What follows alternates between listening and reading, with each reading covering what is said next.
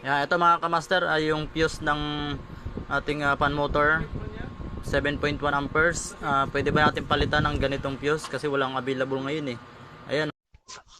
Eto si Master nga pala nagtatanong kung pwede nga daw ba yung glass fuse na ipalit doon kasi nasira yung fuse na nalagay sa pan motor ng aircon. Ito mo ang sagot sa iyong pagkatanong. So ito nga pala sabi ni boss. Yung glass fuse ay parang safety. Hindi niya madedetect yung init ng coil or stator. Ububutok yan kapag na-reach niya yung amperahe.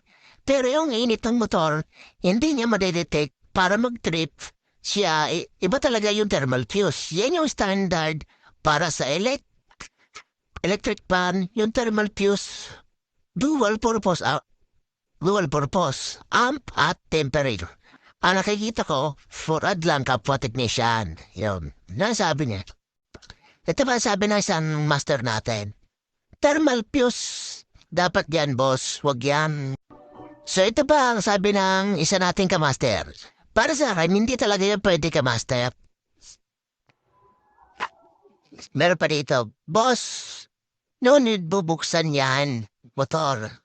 Sa neutral at capacitor, then, diyan ka maglagay ng fuse.